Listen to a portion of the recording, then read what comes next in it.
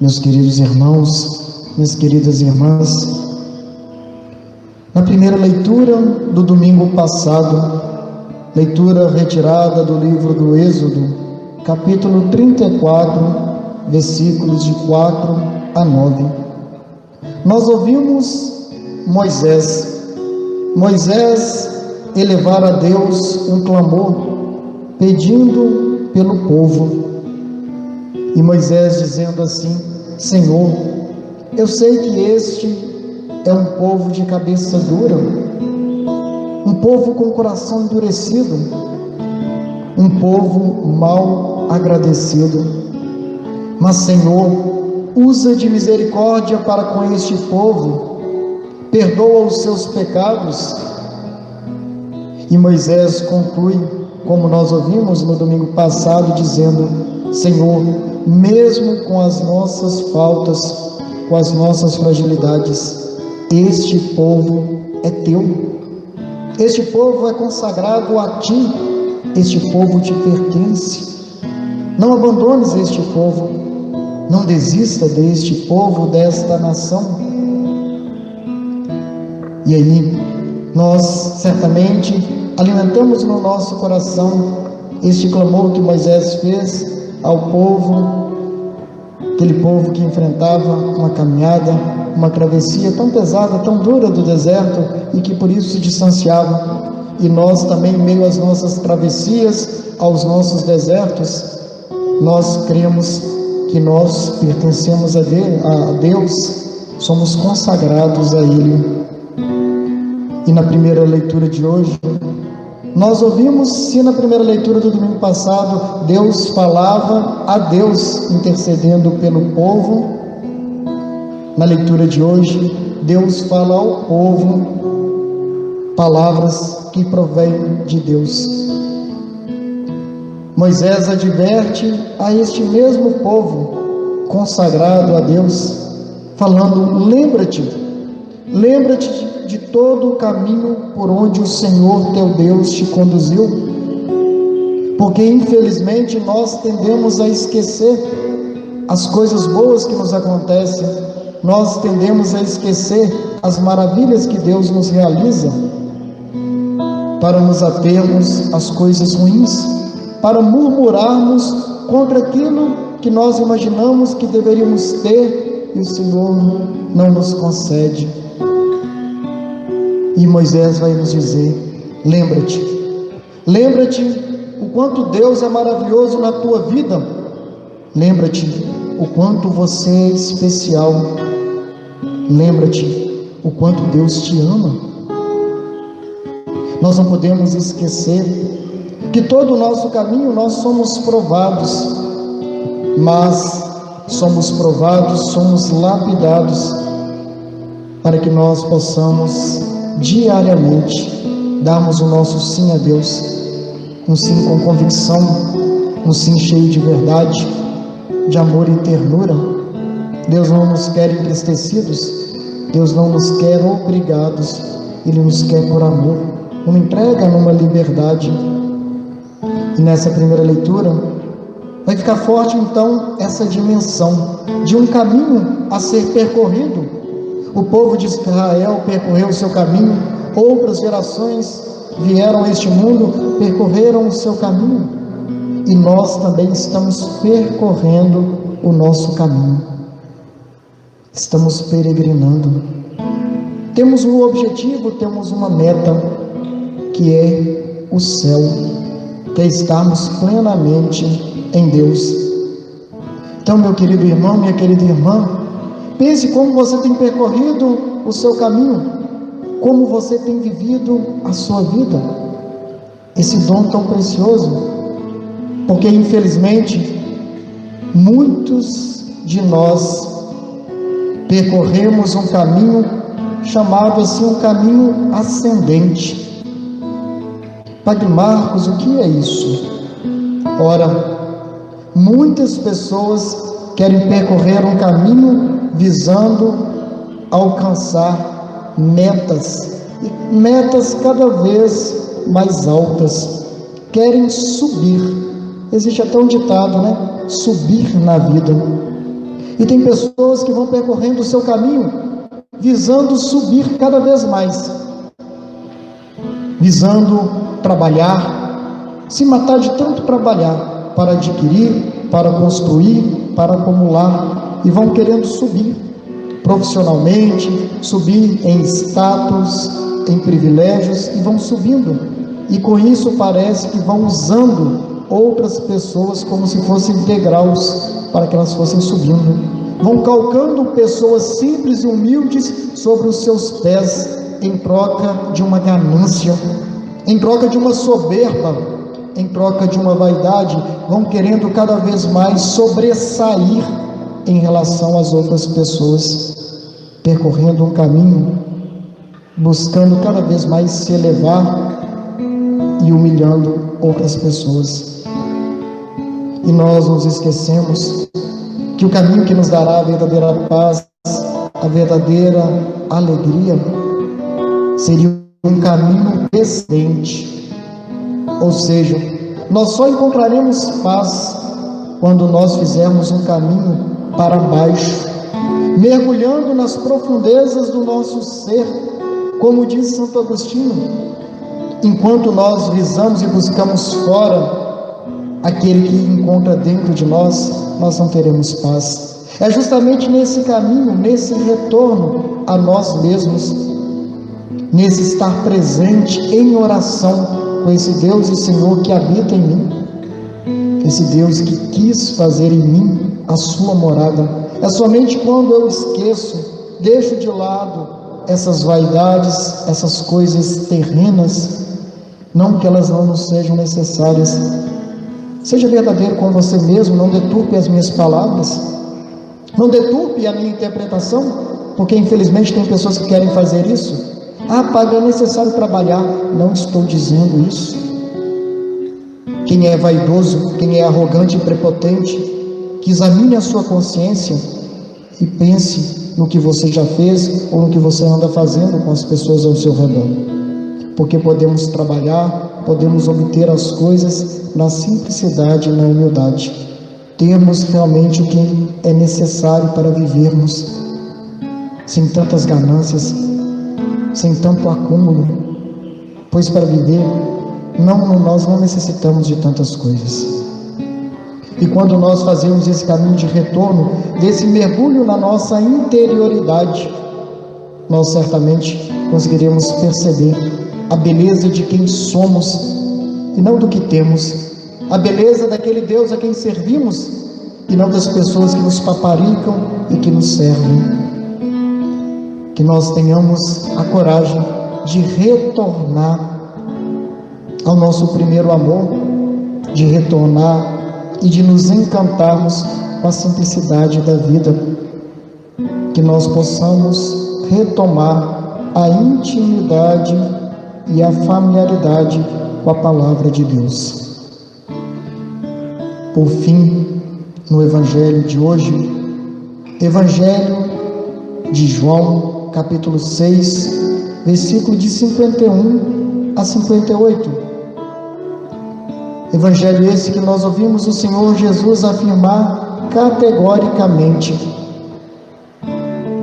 que o seu corpo, o seu sangue é verdadeira comida, é verdadeira bebida.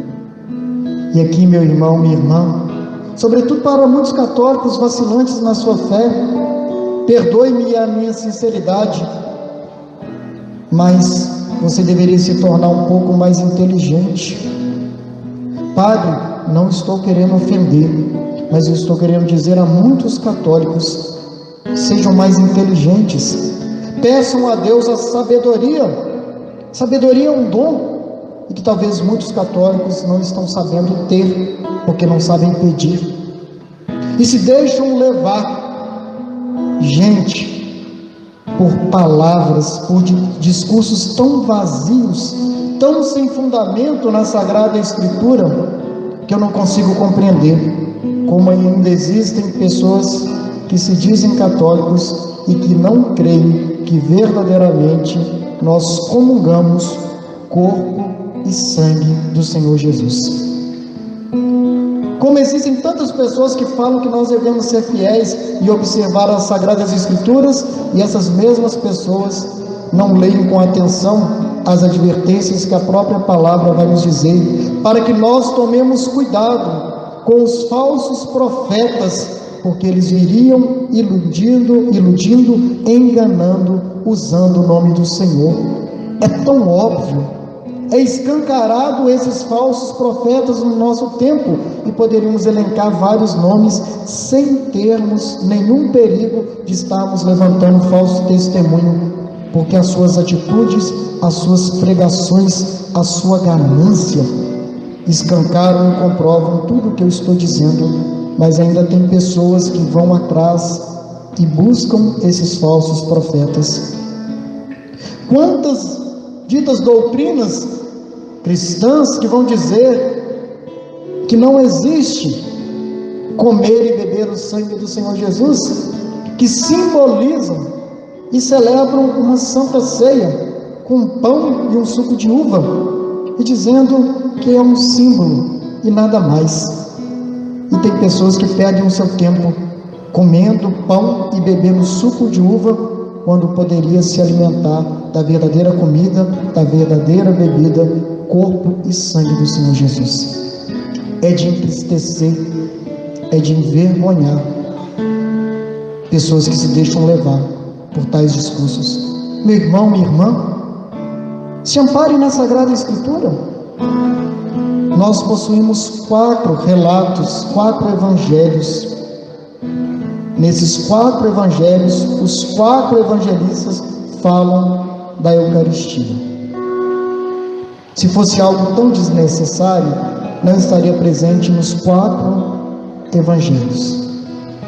O apóstolo Paulo, o maior anunciador e propagador da palavra de Deus, ele vai dizer na comunidade ao Corinto o relato da Eucaristia.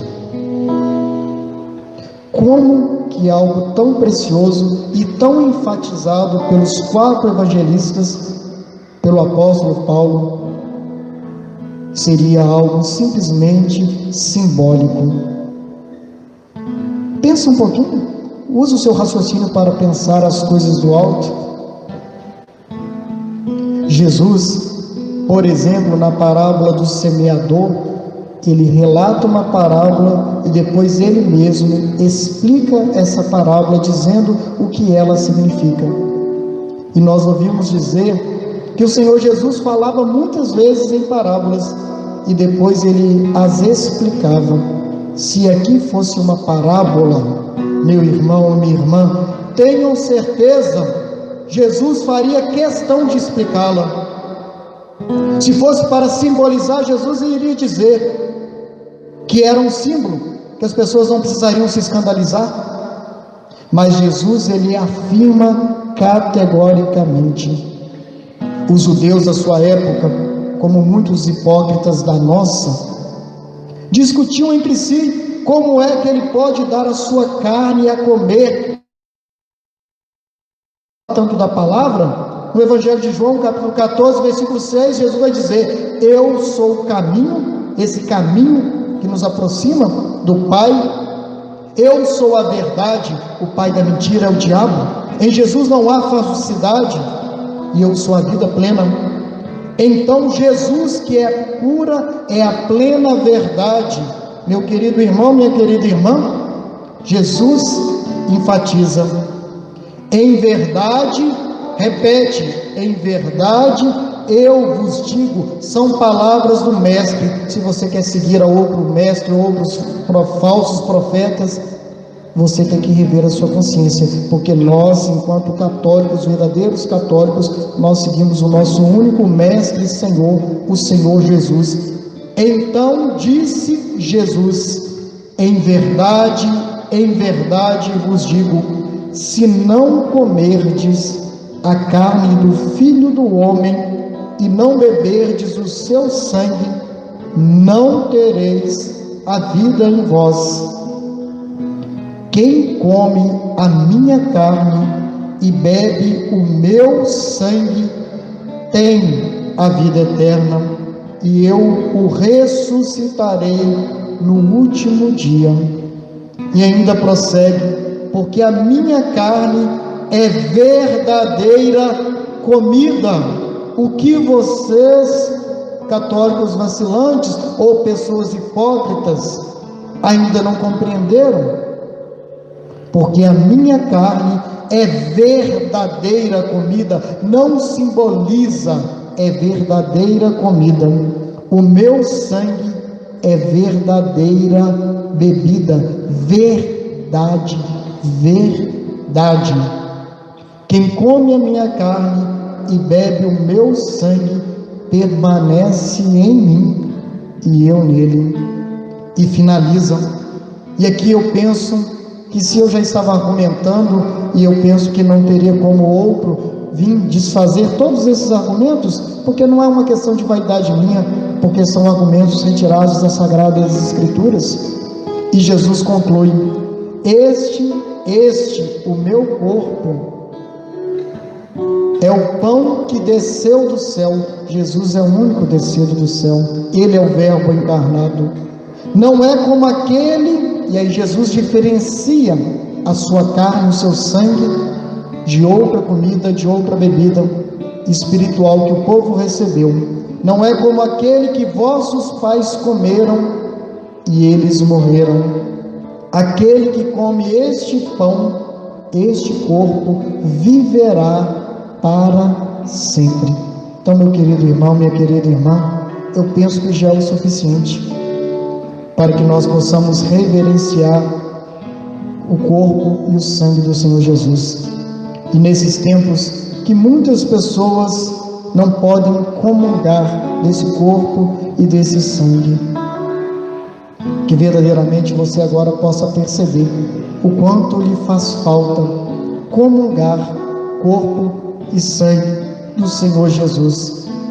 Porém, o Senhor é tão maravilhoso que nós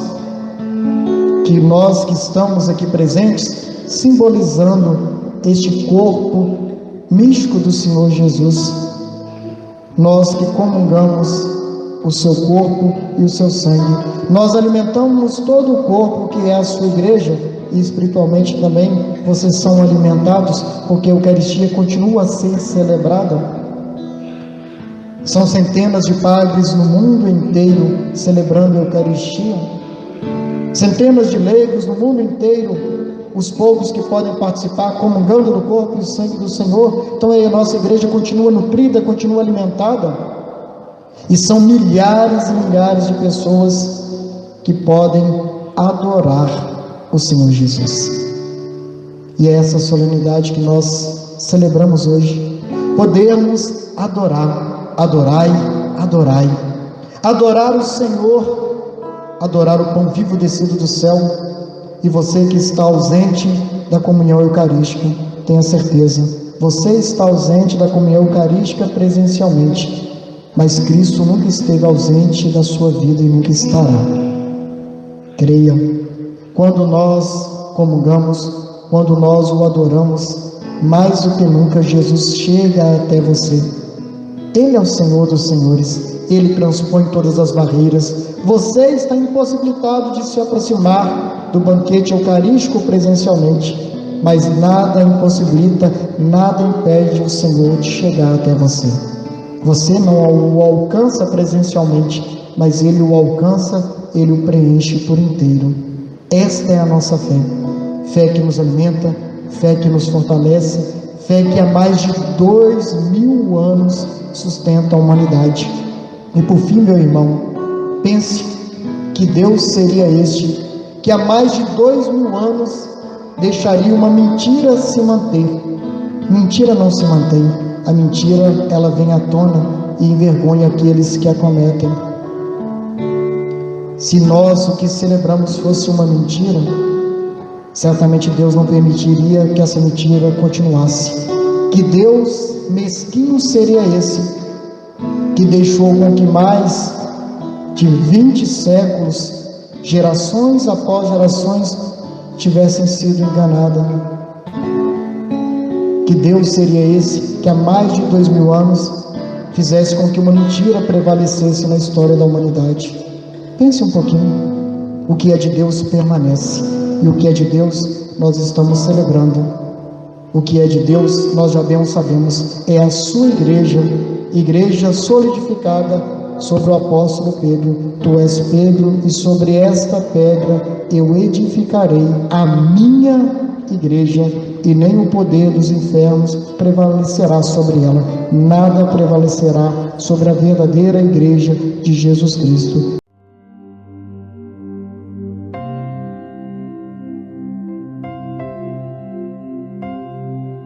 Eu te levantarei,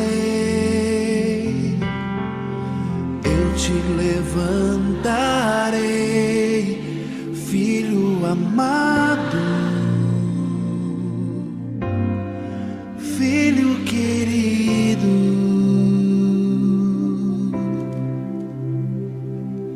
Eu te levantarei, eu te levantarei, filho amado, filho querido. Restituirei tuas forças e te atrairei a mim, e te darei